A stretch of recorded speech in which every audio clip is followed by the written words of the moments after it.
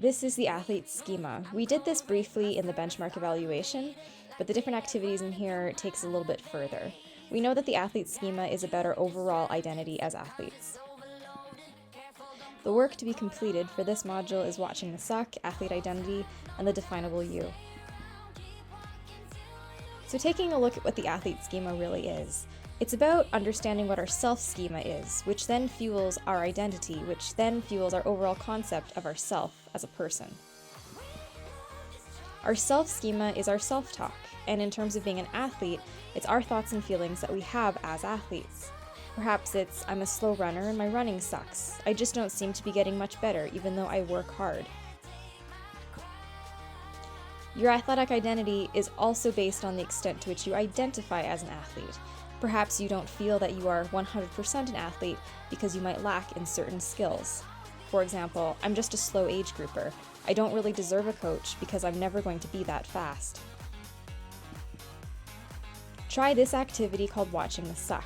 So you want to be in a place where you're sitting comfortably and it's relatively quiet, and think of a moment or recent experience that you had in sport that felt less than stellar, something that actually sucked.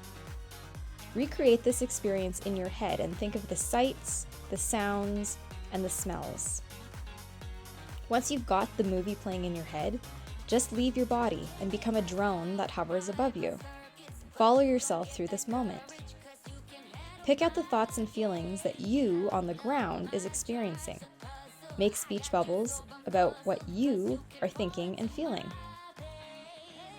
Now start labeling and describing what you see as the drone from above, and the thoughts and feelings that you remember yourself having. So there's two different experiences you're recalling. Your experience from the ground and in the moment, and your experience from above as the drone and the hover. Congratulations! By completing this activity, you've just managed to detach yourself from a cognitive and emotional experience. So the real you, the person up in the drone, and the chess piece, the you down on the ground. The next time you get overwhelmed by feelings of not being good enough or worthy enough as an athlete, try this exercise to separate the real you from the painful self-schema that's causing your problems. This technique is also commonly used in meditation because it helps us avoid and get bogged down or overwhelmed by negative thoughts and feelings. The next activity is the athlete identity. You've done this briefly before, but now let's try to dive deeper. Tell me about yourself as an athlete. Describe yourself as an athlete, and no one is going to read this, so try to be as honest as you can. Now reread this description that you've written and circle all of the words or statements that relate to the definable you, the things that are actually fact.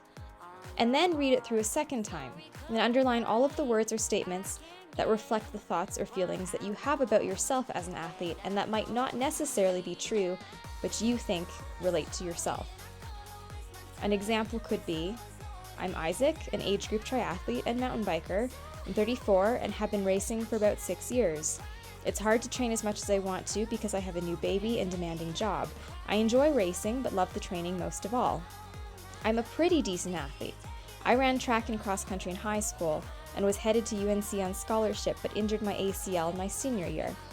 In triathlon, I do sprint and Olympic distance racing. My run is my fastest sport, but my swimming sucks. I didn't grow up as a swimmer, so I'm never going to be that good at it. I really want to improve, but I think that I lack a bit of confidence to really lay it all out there. When it starts to get hard, I mentally back down. Perhaps I just don't want that hurt, etc., etc. So as you can see, you underline what you think is a thought or statement about yourself as an athlete, but then you circle or you create a box around the things that are factually true.